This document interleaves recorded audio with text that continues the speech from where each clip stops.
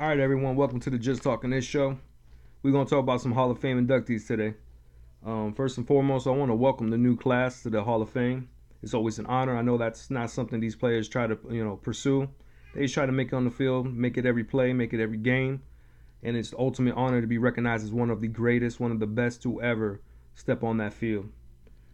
I'm going to talk about the two senior inductees. I don't know much about them. I wasn't around. We're going to talk with Robert Brazier. He played from 1975 to 1984 with the Houston Oilers. He went to 5 straight All-Pros and 7 Pro Bowls. So I like to say that sounds pretty good. Again, I don't know too much about him. I mean, I could probably look him up and see some highlights on YouTube. So look up Robert Brazile. That is Brazile. Then we got Jerry Kramer, who played for Green Bay from 1958 to 68. He had, all back then they call it all NFL, which is I guess the same thing as all pro. 5 times. He went to 3 Pro Bowls, and one of his keys to fame is he made the block for Bart Starr to help the game-winning play in the Ice Bowl. If you don't know, that's the 1967 championship. They got Green Bay their Super Bowl win, which back then was NFL championship as well. Bobby Beathard is the contributor this year. Bobby Beathard was a GM and administrator for many teams. He put together some pretty good teams. Their teams all together, he was the GM and everything for Kansas City, Atlanta, Miami, Washington, and San Diego, all the way from 66 to 99. I'm sorry. And the teams reached the Super Bowl 7 times and won 4. Another thing he contributed that had nothing to do with his work was he is the grandfather for 49ers backup quarterback, because now we got Jimmy G, baby. But C.J. Beathard, and not to knock C.J. Beathard, he did good in his little time as a rookie. He can take a beating, he can be tough, but he needs some time to polish.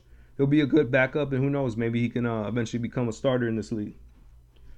So now to talk about the guys that I know about, the guys I actually grew up watching, enjoyed watching. We're going to start with Brian Dawkins. Brian Dawkins was a mean safety. I mean, between him and Ed Reed, those were some mean guys back in the day. He was a cool dude to watch. A dude I rooted for to be successful. Never got that ring. But he was darn good in Philly. And in Denver, he was a little bit past his prime. More of a mentor than anything, but he could still knock some heads. He was a head buster, you know what I mean? 9 Pro Bowls, 5 All-Pros. He had like 1,100 plus tackles, 37 interceptions, 26 sacks, and 19 forced fumbles. I mean, the dude was a beast. So congratulations to Brian Dawkins.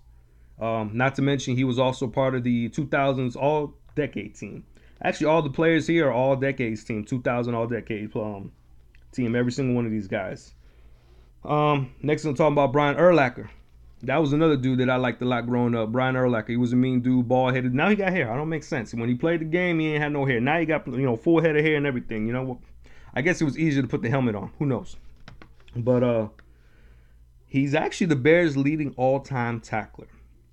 And I believe that in his own right is astonishing, because when you think of the Bears, especially the 85 Bears, Mike Singletary of all people, we know they had some mean linebackers, some mean players, some good players.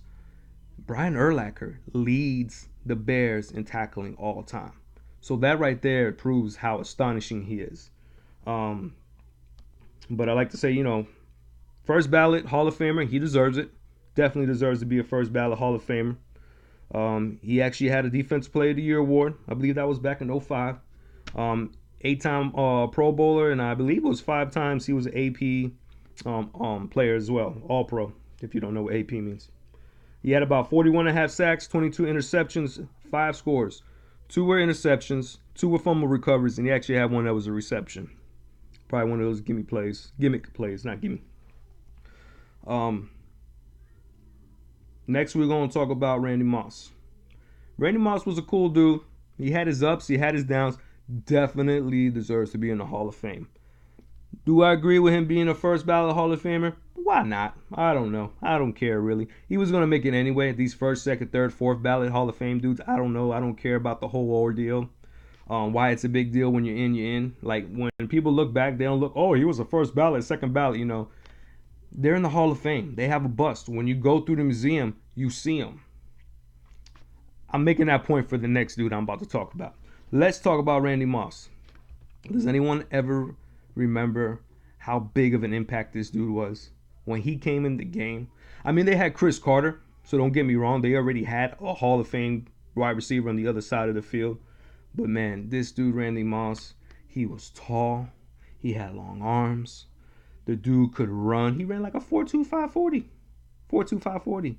And this dude was like man, the dude was gigantic. And when he came in the game, he just blew it apart, man. I mean, that Vikings team is probably one of the best teams to never make a Super Bowl, at least for the single year, not for a stretch out longevity. But yeah, that '98 Vikings team, man, they were scary hard to stop scoring, man. I mean, because like I said, you had the long Randy Moss on one side, then you had Chris Carter on the other side, who could catch anything. I mean, Chris Carter, I mean, you thought he had like tar in his hands, because if it touched his hands, it was getting caught. Randy Moss, kind of like Chris Carter, had a little bit of bumps and bruises on the road, and when it's getting to the NFL, Randy Moss was never a role model or nothing off the field, but on the field, he was phenomenal. He spent some time in Oakland. That was kind of I don't think he really wanted to be there, to be honest with you. That's how it seemed. Because the second he went back to New England, he set that single-year record with 23 touchdowns. Yes, he had Tom Brady. I understand that, I know. But still, 23 touchdown receptions in 1 year. And let's not forget, he had 17 in his rookie year. That's also a rookie record to go along with the 23 receptions. I would like to point out, as a Niner fan, 49er fan, that record-breaking year he did with 23 receptions was more than Jerry Rice. But Jerry Rice did it in a strike-shortened season. I just want everyone to remember that. So who knows what Jerry Rice would have done with a full 16. But Randy Moss has the record. I ain't mad at him. Someone had to break the record. It was going to get broken. Trust me, there's plenty of records of Jerry Rice that will not get broken. Trust me. What else does this dude do? He had 4 pros, 6 Pro Bowls. Not too much. He eventually got traded because he can't stay anywhere long. So eventually got traded to Tennessee. And he had 1 year off. And he was with my Niners for the 2012 season when we made the Super Bowl. He did pretty good for us. He was straight for us. I do recall playing the Super Bowl. Ball went right to him. It was down the middle. There was a dude ready to come tackle him, and he even put his hands up because he didn't want to get hit. That's the only knock I gave on Randy Moss. He would not take a hit to make the play. And it showed in the Super Bowl. And I'm not saying that lost the game for us, but it was something that would have kept that drive going. And who knows? Remember, the Niners only lost by 1 score that game. We came back on the Baltimore Ravens. Whether or not it was because the lights shut off, lights didn't shut off, I don't care. They came back. They were right there to score and win the game after we looked like we were done. Trust me, I was already crying early until we started marching down the field. All right, so Terrell Owens. I'm a Niner fan. I think you can see. I think I mentioned it already. I got mixed feelings with this guy. He had his best years were with the Niners. Most of his years were with the Niners. But his best years were with the Niners. Go look it up if you don't believe me. Everywhere he went, he was still good, but he was not as good as what he was when he wore the red and gold. But everywhere he went, man, he was just a cancer. Like, he wore out so worse than Moss, because Moss was kind of like, whatever, I don't care no more, I don't feel like doing it. Terrell Owens tried to drag people down. He was a you type of person. He was never a me. It was my fault. I did this. I did that. It was always you. I can't stand people like that. But it's not to mention that he is still one of the greatest wide receivers of all time.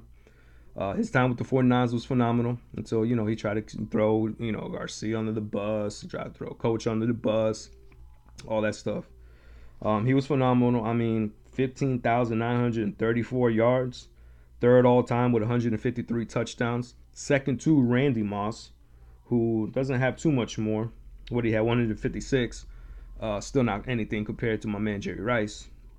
This guy definitely was a beast on the field. So we know he spent time with the Niners. He was with Philly, Dallas, Buffalo, Cincinnati, and then no one would sign him.